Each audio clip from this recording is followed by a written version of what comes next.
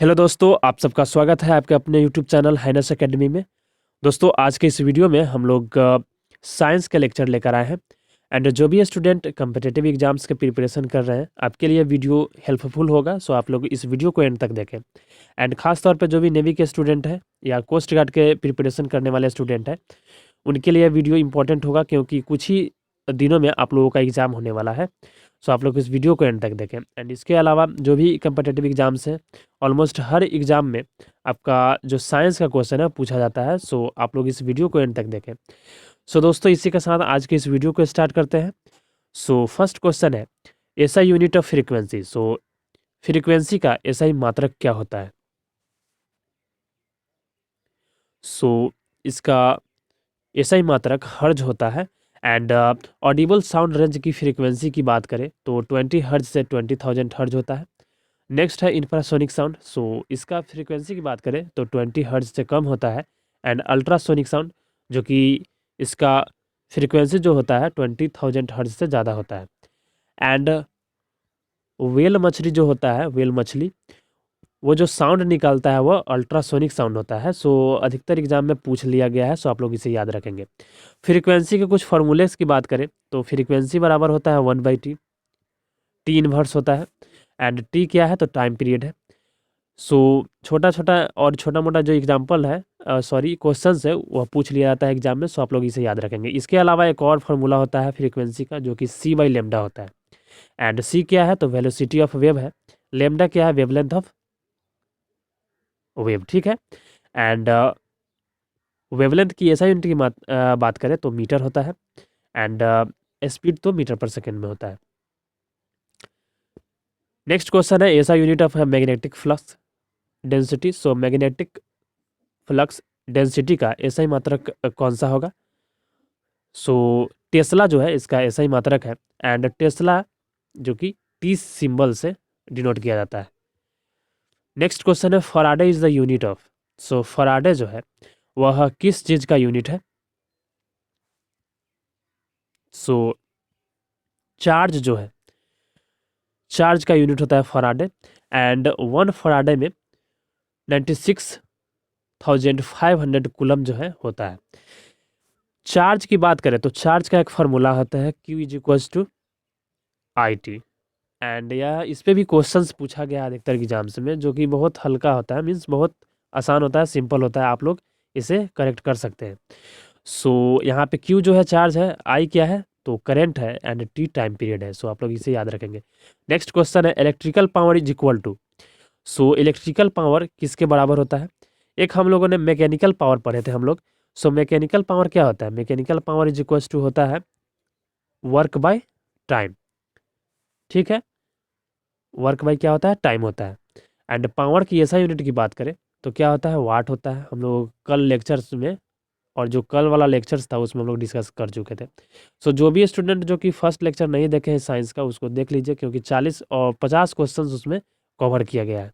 सो फिलहाल इस क्वेश्चन का आंसर कौन सा होगा? सो ऑप्शन नंबर जो डी है वह करेक्ट है, बोथ ए एंड बी। क्योंकि भी पावर, इलेक्ट्रिकल पावर बराबर होता है VI। एंड जैसा कि हम लोग जानते हैं, रेजिस्टेंस बराबर क्या होता है? रेजिस्टेंस बराबर V/I होता है, ठीक है। एंड यहाँ पे आप लोग V का वैल्यू निकाल लीजिए तो क्या हो जाएगा? RI हो जाएगा। एंड इस इक्वेशन में V का वैल्यू पुट कर दीजिए तो P बराबर क्या हो जाएगा? I²R, ठीक है। सो यहाँ से यह आया जो I² R आप देख रहे हैं। एंड रेजिस्टेंस की बात करें तो रेजिस्टेंस का ऐसा ही मात्रक क्या होता है? सो इसका ऐसा ही मात्रक ओम होता है, ठीक है। एंड मान लीजिए एक तार है, ठीक है, उसका डायमीटर अगर बढ़ा दिया जाए तो रेजिस्टेंस क्या होगा? सेम रहेगा, बढ़ेगा, घटेगा, क्या होगा? सो अगर तार की लंबाई बढ़ा दिया जाए तो रेजिस्टेंस बढ़ जाता है, बट अगर डायमीटर बढ़ा दिया जाए तो रेजिस्टेंस घट जाता है। आप लोग इसे याद रखेंगे। नेक्स्ट क्वेश्चन है, in which of the following medium sound travel faster. So sound किस मीडियम में सबसे ज़्यादा ट्रेवल करेगा?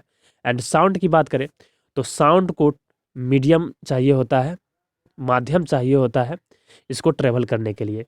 अगर माध्यम नहीं है तो साउंड ट्रेवल नहीं कर सकता है, ठीक है। सो बहरहाल इस क्वेश्चन का आंसर और इसका आंसर बात आंसर की बात करें तो सॉलिड होगा। सॉलिड में सबसे ज़्यादा साउंड ट्रेवल करता है, then liquid and then gas, सबसे कम गैस में किया जाता है। साउंड जो है किसके फॉर्म में, और यह एक लॉन्गिट्यूडनल वेव होता है। साउंड की स्पीड की बात करें तो 331 मीटर पर सेकंड होता है, कहीं कहीं 330 भी रहता है, सो आप वो भी करेक्ट है, ठीक है। ऑप्शन के हिसाब से आप लोग मारिएगा, करेक्ट कीजिएगा। लॉन्गिट्यूडनल वेव होता है sound, and sound compression and rarefaction के रूप में आगे बढ़ता है मीडियम में। कंप्रेशन मतलब क्या होता है, यहाँ पे डेंसिटी जो है देख सकते हैं, यहाँ पे जो फॉयल है ये, और यहाँ पे जो दर्शाया गया है, यहाँ पे सबसे ज़्यादा डेंसिटी है, एंड रेयरफेक्शन जो होता है वहाँ पे कम डेंसिटी होता है। सो रेयरफेक्शन एंड कंप्रेशन के रूप में जो साउंड है ट्रेवल करता है मीडियम में, ठीक है। नेक्स्ट क्वेश्चन है, which of the following property of sound that does not changes when it passes from one medium to another. So वह कौन सा प्रॉपर्टी है साउंड का जो कि, सॉरी साउंड नहीं लाइट है, यहाँ जो लाइट होगा साउंड नहीं होगा। सो इनमें से कौन सा प्रॉपर्टी है लाइट का जो कि एक मीडियम से दूसरे मीडियम में जाता है, सो वह चेंज नहीं होता है। सो जो फ्रीक्वेंसी है वह करेक्ट ऑप्शन होगा, क्योंकि वेवलेंथ स्पीड ये दोनों है वो चेंज होता है, एक मीडियम से अगर दूसरे मीडियम में लाइट जाए तो चेंज हो जाता है, एंड फ्रीक्वेंसी चेंज नहीं होता है। लाइट की बात करें तो लाइट का स्पीड होता है 3 × 10⁸, एंड यह एक इलेक्ट्रोमैग्नेटिक वेव है। इसको चलने के लिए किसी मीडियम का ज़रूरत नहीं होता है, ठीक है। नेक्स्ट क्वेश्चन है, which of the following light has the maximum frequency. So इनमें से कौन सा लाइट है जिसका मैक्सिमम फ्रीक्वेंसी है। सो ऑप्शन नंबर जो बी है करेक्ट है, वायलेट होगा। एंड आप लोगों ने जब प्रिज्म देखा होगा उसमें सबसे ऊपर वायलेट होता है, एंड देन सबसे नीचे क्या होता है, रेड होता है। सो इसमें क्वेश्चंस पूछ लिया जाएगा कि रेड का जो फ्रीक्वेंसी है वह क्या होता है, तो सबसे कम होता है, एंड वायलेट का सबसे ज़्यादा होता है। एंड इसका अपोजिट, वायलेट का वेवलेंथ कम हो जाता है एंड रेड का वेवलेंथ ज़्यादा हो जाता है, ठीक है।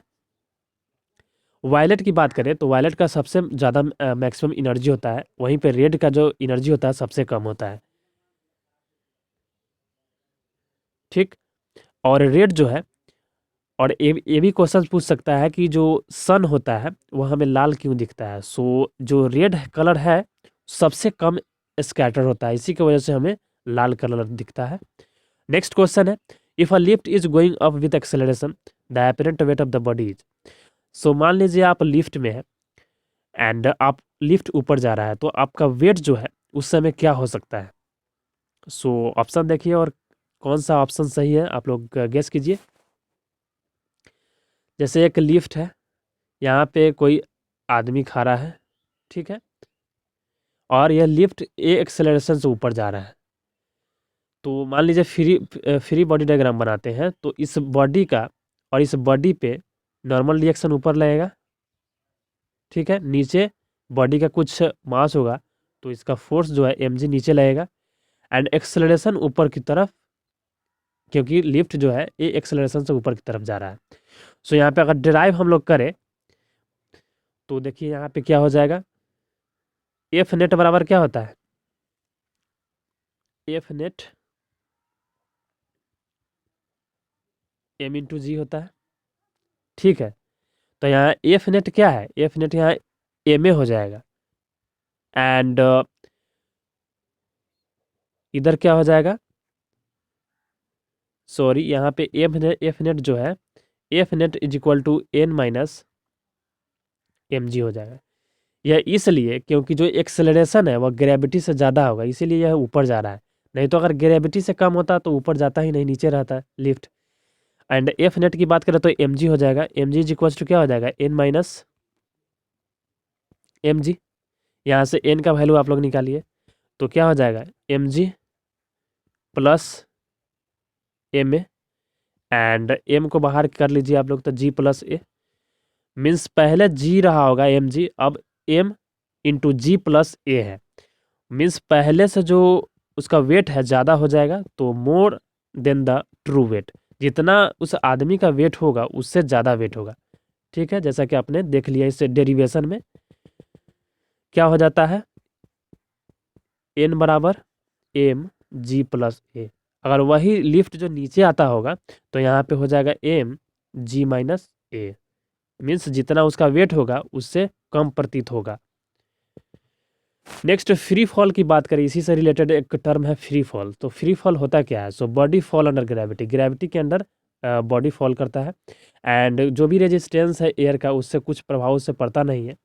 आप सोच सकते हैं जी जो है एक्सेलरेशन, और एक्सेलरेशन किसी बॉडी का है वह जी के बराबर हो जाता है, मीन्स जी के एक्सेलरेशन से वह गिरने लगता है। सो इसी के लिए हम लोग लिखे हैं यहाँ पे body fall under gravity. And ऐसा ही मात्रा की बात करें ग्रेविटी का तो मीटर पर सेकेंड स्क्वायर होता है, ठीक है, acceleration due to gravity.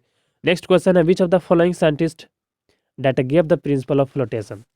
So flotation जो है वह किस साइंटिस्ट के द्वारा दिया गया?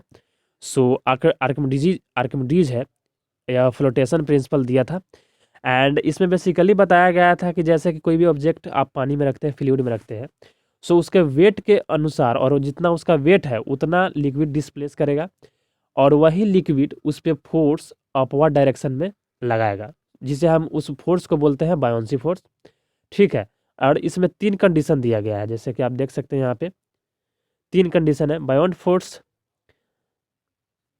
देखिए यहाँ पे the object floats and stationary. Next है buoyance force weight. Buoyance force के अगर बराबर वेट हो, मीन्स जितना फोर्स ऊपर लगा रहा है उतना ही वेट उस ऑब्जेक्ट का हो, तो जो ऑब्जेक्ट है उस पानी पे, और पानी पे हम जो रखेंगे वहाँ पे स्टेशनरी रहेगा, शांत रहेगा, ठीक है। नेक्स्ट है बायोंस फोर्स, जब वेट से ज़्यादा हो जाए, मीन्स जो बायोंसी फोर्स है वो वेट से ज़्यादा हो जाए बॉडी के, तो the object moves up, object जो है वह ऊपर ही रह जाएगा, ऊपर की तरफ जाएगा, ठीक है। नेक्स्ट है बायोंसी फोर्स, अगर वेट से ज़्यादा है, मीन्स जो बायोंसी फोर्स ये ऊपर लग रहा है वह जो बॉडी है उसका वेट से कम है, इसका मतलब है कि बायोंसी फोर्स उस बॉडी को नहीं रोक पा रहा है, सो बॉडी जो है धीरे धीरे नीचे डाउन की तरफ नीचे चल जाएगा, ठीक है। यह 3 कंडीशन आप लोगों ने देख लिया। नेक्स्ट क्वेश्चन है which of the following is the power of lens. So lens का इसमें से कौन सा पावर है? सो डायोप्टर बोलते हैं इसे, लेंस के पावर को डायोप्टर बोलते हैं। एंड लेंस पावर की बात करें तो ये एक फार्मूला होता है 1/f, वेयर f क्या है? फोकस है, एंड यह मीटर में होता है, ध्यान रखिएगा यह मीटर में होता है। एंड एक लेंस फार्मूला की बात करें तो 1/v minus 1/u is equals to 1/f होता है, ठीक है। एंड यहीं पे एक मिरर फार्मूला पूछ दे तो यहाँ पे कुछ नहीं करना है, आपको माइनस की जगह प्लस कर देना है। नेक्स्ट क्वेश्चन है which of the part of the I date can be donated. Means यहाँ पे क्वेश्चन में बेसिकली यह बोला जा रहा है कि यह जो आई होता है हमारे आँख, वह कौन उसमें से कौन सा एक पार्ट है जो कि डोनेट किया जा सकता है।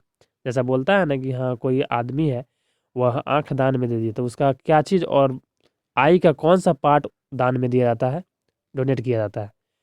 सो कॉर्निया जो है यह एक आई का पार्ट है एंड यही हम लोग डोनेट करते हैं, मीन्स जो भी आदमी डोनेट करता है यही कॉर्निया डोनेट करता है।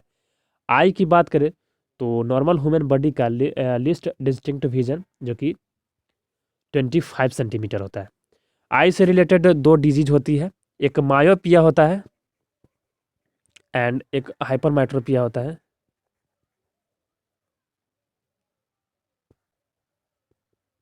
मेट्रोपिया, मायोपिया में क्या होता है कि ऑब्जेक्ट, जो भी आदमी मायोपिया से ग्रसित है, इसका मतलब है कि वह दूर का वस्तु नहीं देख पा रहा है ठीक से, नज़दीक उसको दिख रहा है, एंड इसे हम करेक्ट करते हैं कनकेव लेंस से, ठीक है। हाइपरमेट्रोपिया की बात करें तो इसमें होता है कि दूर का वस्तु ठीक दिखाई देता है बट नज़दीक नहीं, और नज़दीकी ठीक से नहीं दिखाई देता है, तो इसमें हम लोग कन्वेक्स लेंस को उपयोग करते हैं इसको करेक्ट करने के लिए। मायोपिया के एक और नाम से जाना जाता है, उसको बोलते हैं नियर साइटेडनेस, एंड हाइपरमेट्रोपिया को फार साइटेडनेस भी बोला जाता है। नेक्स्ट क्वेश्चन है in which case the object can cover a maximum horizontal distance. So इसमें से कौन सा केस है जिसमें जो ऑब्जेक्ट है अगर फेंका जाए उस डिग्री पे और उस एंगल पे तो सबसे ज़्यादा हॉरिजॉन्टल डिस्टेंस कवर करेगा। सो यह फेमस क्वेश्चन है। एंड ऑब्जेक्ट को अगर 45 डिग्री पे फेंका जाए तो सबसे ज़्यादा हॉरिजॉन्टल डिस्टेंस कवर करेगा। इसी से रिलेटेड प्रोजेक्टाइल मोशन में 3 फार्मूले होते हैं जो कि वेरी वेरी इंपॉर्टेंट है। मैक्सिमम हाइट का फार्मूला होता है एक यू साइन थीटा पे होल स्क्वायर बाई 2g होता है।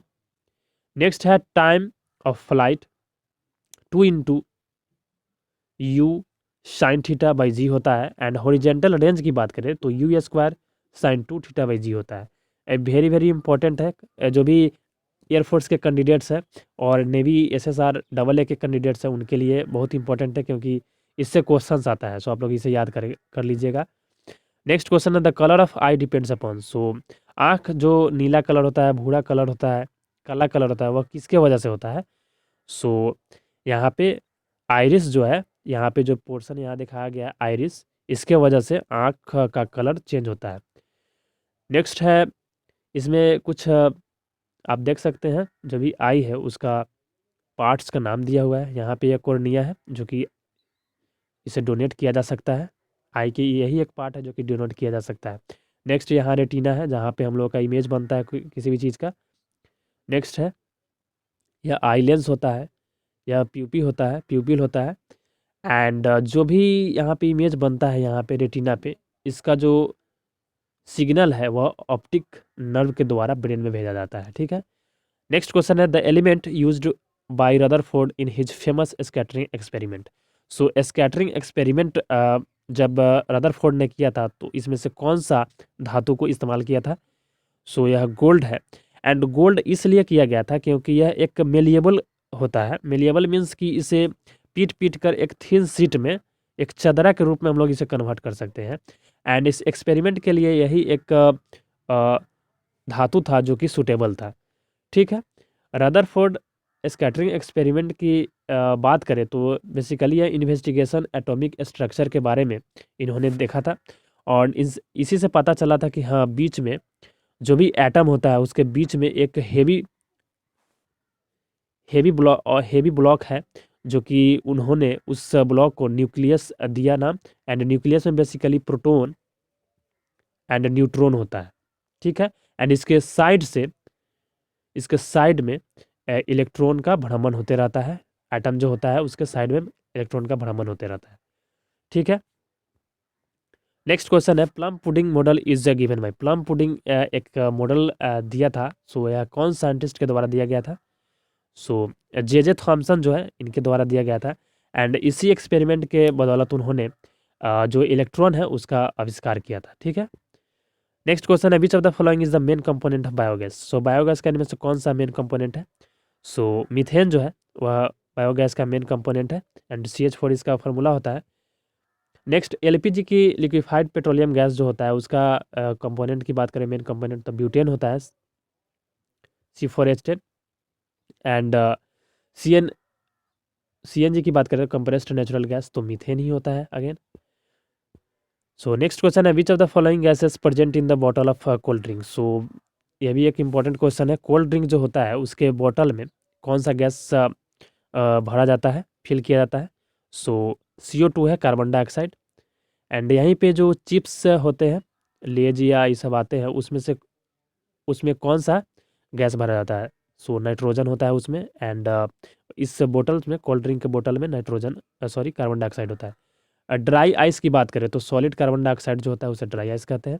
नेक्स्ट क्वेश्चन है which of the following gases responsible for depletion of ozone layer. So इनमें से कौन सा गैस है जो कि मुख्य रूप से ओजोन लेयर के डिप्लेशन में डिप्लेट करता है ओजोन लेयर को? सो क्लोरोफ्लोरोकार्बन जो है CFC, इसी के द्वारा ओजोन लेयर हमारे जो स्ट्रेटोस्फीयर में प्रेजेंट है उसको डैमेज कर रहा है। एंड ओजोन की सिंबल की बात करें तो O3 होता है। नेक्स्ट क्वेश्चन है which of the following is the most abundant element in the earth crust. So अगर एटमॉस्फेयर में पूछे सबसे ज़्यादा कौन सा एलिमेंट है तो नाइट्रोजन होता है। बट अगर अर्थ क्रस्ट में बोले तो ऑक्सीजन होता है। ठीक है। और आई थिंक सबसे कम अर्थ क्रस्ट की बात करें तो मैग्नीशियम होता है। ऑक्सीजन की बात करें तो इसका एटॉमिक नंबर 8 है। एंड एटॉमिक वेट इसका 16 होता है। ठीक है। नेक्स्ट क्वेश्चन है the chemicals that is used on the back box of matches stick. So अपने माचिस का जो बॉक्स होता है उसके साइड में जो देखे होइएगा एक केमिकल्स लगा होता है। जिस पे हम लोग रब करते हैं मैच स्टिक को, तो वहाँ पे वह आग उत्पन्न होता है। सो बेसिकली वह केमिकल रेड फॉस्फोरस होता है। ठीक। नेक्स्ट क्वेश्चन है, which of the following is called as the quick silver. So quick silver के रूप में हम लोग किसे जानते हैं? सो यहाँ जो मरकरी है इसे क्विक सिल्वर के रूप में हम लोग जानते हैं। एंड मरकरी है ही एक ओनली मेटल है जो कि लिक्विड स्टेट में होता है। एंड एटॉमिक नंबर की बात करें तो 80 होता है। एटॉमिक मास ऑलमोस्ट इसका 200.5 होता है। ठीक है। नेक्स्ट क्वेश्चन है, plaster of Paris obtained from. So plaster of Paris जो होता है वह कैसे प्राप्त होता है? प्लास्टर ऑफ पेरिस बेसिकली आपने देखा होगा, जो भी पैर या हाथ टूट जाते हैं वहाँ पे भी यूज़ किया जाता है, या घर में प्लास्टरिंग करने के समय इसे प्लास्टर करने के बाद जो कोटिंग हम लोग देते हैं प्लास्टर ऑफ पेरिस का भी देते हैं। सो यह बेसिकली जिप्सम से प्राप्त होता है प्लास्टर ऑफ पेरिस। एंड इसका फार्मूला होता है ये, यहाँ पे देखिए, CaSO4 into H2O plaster of Paris को होता है। बट इस जिप्सम की बात करें तो CaSO4 इंटू 2H2O होता है। यहाँ पे जो रिएक्शन दिया हुआ है यह प्लास्टर ऑफ पेरिस से जिप्सम को फॉर्मेशन किया जा रहा है। बट यहाँ पे हम लोग जिप्सम, अगर यहीं पे देखिए जो यहाँ जिप्सम है, अगर इसको 150 डिग्री सेल्सियस पे इसको गर्म किया जाए, सो इसमें से कुछ वाटर जो है लॉस किया जाता है और प्लास्टर ऑफ पेरिस का फॉर्मेशन होता है। ठीक है, 150 डिग्री सेल्सियस पे हम लोग इसे गर्म करते हैं। नेक्स्ट क्वेश्चन है, chemical name of common salt. So common salt का जो केमिकल नेम कौन सा होता है? सो यहाँ पे सोडियम और क्लोराइड जो है इसका कॉमन साल्ट इसका बोलते हैं, NaCl जिसका फॉर्मूला है। नेक्स्ट क्वेश्चन है, the element which is most electronegative. So इसमें से कौन सा एलिमेंट है जो कि मोस्ट इलेक्ट्रोनेगेटिव है? इलेक्ट्रोनेगेटिव का मतलब होता है कि मीन्स अट्रैक्शन करने का क्षमता बढ़ जाता है ज़्यादा। मीन्स कोई भी एलिमेंट आप बोल सकते हैं ज़्यादा इलेक्ट्रोनेगेटिविटी, इसका मतलब है कि सबसे जल्दी बॉन्ड बनाएगा। सो इसमें जो फ्लोराइड है वह सबसे ज़्यादा इलेक्ट्रोनेगेटिव होता है। एंड मोस्ट रिएक्टिव हेलोजन है, यह जो हेलोजन है मोस्ट रिएक्टिव है। जितना भी ये दिया हुआ है यहाँ पे हेलोजन ग्रुप है जिसमें फ्लोरीन सबसे ज़्यादा इलेक्ट्रोनेगेटिव है। नेक्स्ट क्वेश्चन है, which of the following chemical is used for artificial rain. So इसमें से कौन सा केमिकल है जो कि आर्टिफिशियल रेन कराने के लिए हम लोग यूज करते हैं? सो सिल्वर आयोडाइड है इसका मेन केमिकल जो कि यूज किया जाता है। एसिड रेन की बात करें तो एसिड रेन में मुख्यतः sulphur dioxide and nitrogen oxides जो होते हैं उनके प्रेजेंट से एसिड रेन होता है। एंड यह सल्फ्यूरिक एसिड एंड सल्फ्यूरिक अम्ल जो होता है एंड नाइट्रिक एसिड को उत्पन्न करता है, जो कि हमारे पुराने मोनूमेंट्स जो है उसको डिस्ट्रॉय कर रहा है इस एसिड रेन की वजह से। एंड बेस्ट एग्जांपल इस ताज महल जो है उसका डिप्लेशन हो रहा है इसी की वजह से, एसिड रेन की वजह से। नेक्स्ट है पेनिसिलिन। पेनिसिलिन जो है वह किसके द्वारा डिस्कवर किया गया है? सो अलेक्जेंडर फ्लेमिंग के द्वारा पेनिसिलिन का डिस्कवर किया गया है। नेक्स्ट क्वेश्चन है, cell wall is made up of. So cell wall जो होते हैं, एंड सेल वॉल जो है वह प्रेजेंट होते हैं सेल वॉल प्लांट्स में ही, एनिमल्स में नहीं होता है। एंड यह बेसिकली सेलुलोज से बना होता है। एंड यह उत्पन्न लगभग इसे एक्सट्रैक्ट किया जाता है फंगस से। नेक्स्ट क्वेश्चन है, the part of the plant which is responsible for transpiration. So transpiration plant के किस पार्ट से होता है? Transpiration basically excess removal of water इसका मीनिंग होता है। एंड स्टोमाटा जो है रिस्पॉन्सिबल है ट्रांसपीरेशन के लिए। It is responsible for the exchange of gases in plants और प्लांट्स ब्रेथ थ्रू स्टोमाटा। और स्टोमाटा की बात करें तो गैसेस का आदान प्रदान होता है प्लांट्स में स्टोमाटा के थ्रू, या जो प्लांट्स होते हैं वह ब्रेथ करते हैं स्टोमाटा के थ्रू। एक स्मॉल ओपनिंग होता है उसी के थ्रू वह ब्रेथ करता है। नेक्स्ट, इंजाइम्स क्या होते हैं? सो इंजाइम्स एक प्रकार का प्रोटीन होता है जो कि डाइजेशन के रूप में यूज किया जाता है और डाइजेशन को अच्छा करता है, अच्छा डाइजेस्ट करता है किसी भी भोजन को। इंजाइम्स बेसिकली एक कैटलिस्ट के रूप में काम करता है जिससे जो रिएक्शन है फास्ट अप कर देता है। एंड जो भी हार्मफुल जर्म्स जो है वह पार्शियली या ख़त्म कर देता है। नेक्स्ट क्वेश्चन है, which of the following gland is responsible for secretion of sex hormones. जो सेक्स हार्मोन्स है वह किस ग्लैंड के द्वारा उत्सर्जित किया जाता है? सो एड्रिनल ग्लैंड जो है यह उत्सर्जित किया जाता है इसी के थ्रू। एंड थायराइड ग्लैंड की बात करें तो बेसिकली यह नेक में प्रेजेंट होता है। एंड घेंगा रोग जो होता है वो आयोडीन की कमी से यही थायराइड ग्लैंड जो होता है वह फूल जाता है, ठीक है, सूजन हो जाता है इसमें। नेक्स्ट है पिट्यूटरी ग्लैंड की बात करें तो पिट्यूटरी ग्लैंड एक मास्टर ग्लैंड होता है, जितने भी हमारे ग्लैंड्स है उस पर इसका कंट्रोल करता है पिट्यूटरी ग्लैंड, इसीलिए इसको master gland of the body कहा जाता है। नेक्स्ट स्टडी ऑफ ब्लड की बात करें तो ब्लड के स्टडी को क्या बोलते हैं, सो हेमेटोलॉजी जो है इसको बोलते हैं। एंड हिस्टोलॉजी बेसिकली इसमें सेल जो होता है उसका अध्ययन किया जाता है। और इंथोलॉजी बर्ड्स का अध्ययन को बोलते हैं। एंड नेक्स्ट क्वेश्चन है बोन के स्टडी को क्या बोलते हैं, सो ऑस्टियोलॉजी बोलते हैं। एंड ऑस्टियोलॉजी बोलते हैं जो कि बोन का स्टडी किया जाता है। पेटोलॉजी की बात करें, पेडोलॉजी, तो पेडोलॉजी बेसिकली सॉइल से रिलेटेड है, सॉइल का इवोल्यूशन कैरेक्टरिस्टिक्स इससे देखा जाता है, ठीक है।